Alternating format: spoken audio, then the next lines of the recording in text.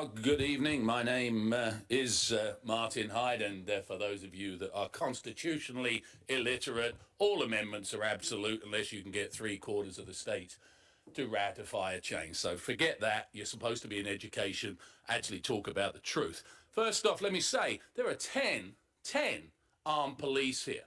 10.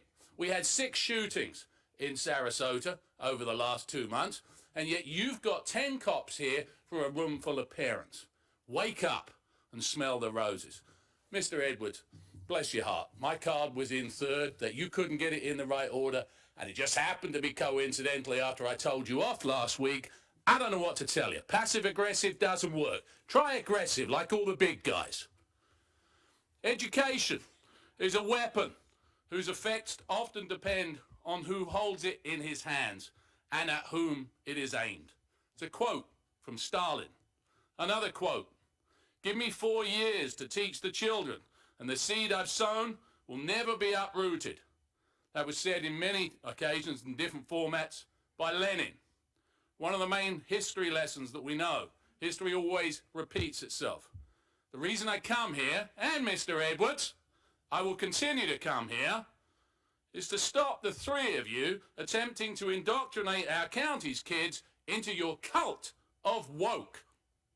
At the last meeting, the superintendent attempted to pass off as an innocent mistake that a new committee aimed at increasing the wokeness of the system met contrary to Florida Sunshine Law behind closed doors. His mea culpa was because they got caught breaking the law, not because he was in any way sorry.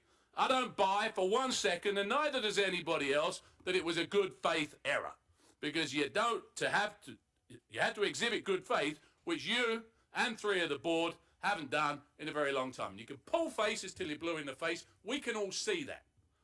The second violation was the misuse of a public meeting by a member of the school board, providing contact details for a cause that cannot by statute be funded by the school board. Again, we're told nothing to see here. Finally, the consequences of the folly for defying America's most popular governor. Over masks is about to hit the district in lost funding of up to $12 million.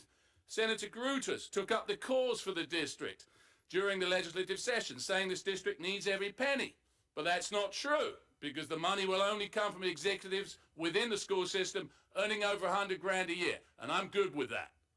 Physics 101, every action has a reaction. Parenting 101, if you don't follow through on sanctions for poor behavior, more poor behavior will follow. We need to be vigilant at every turn with a school system that says a 1% surtax for education isn't a tax increase, but a continuation of a current one. Thank you. Whatever. Michelle Pazzi.